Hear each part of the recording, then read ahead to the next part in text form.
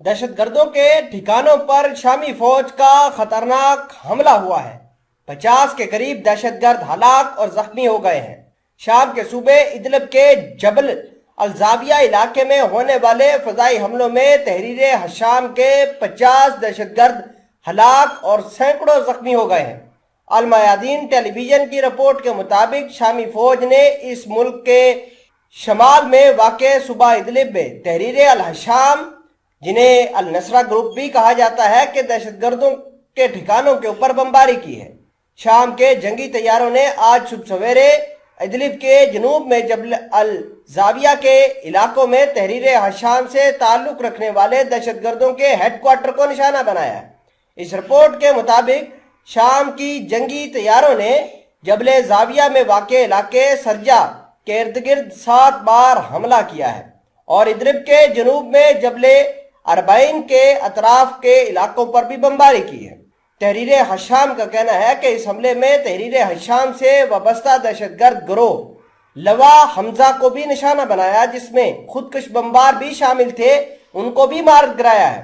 اس حملے سے اس گروہ کے کئی سرگنا سمیت ربیع العثمان، جو کہ ابو کرومو ملوک کے نام سے مشہور تھا، وہ کمانڈر بھی ہلاک ہو گیا ہے۔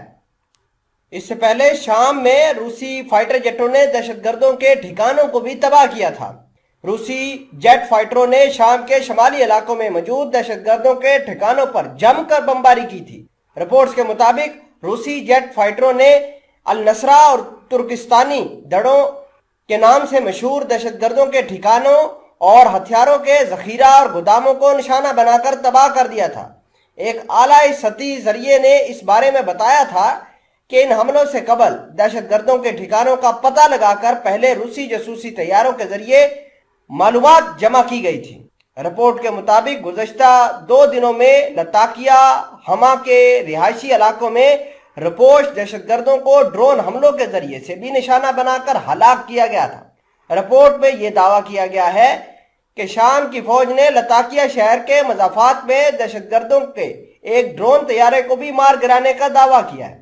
قابل ذکر بات یہ ہے کہ سن 2017 میں ایران، روس اور ترکیہ نے آستانہ عمل کی ضمانت فراہم کرتے ہوئے شام کے 4 علاقوں کو فوجی کارروائیوں سے پاک علاقہ قرار دیا تھا۔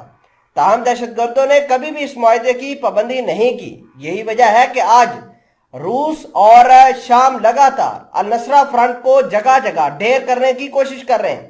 پچھلے دنوں رشیا نے حملہ کیا تھا، آج شامی فوج نے حملہ کر کے النصرہ فرنٹ کے بہت سارے دہشت گردوں کو ڈھیر کرنے کا دعویٰ کر دیا ہے۔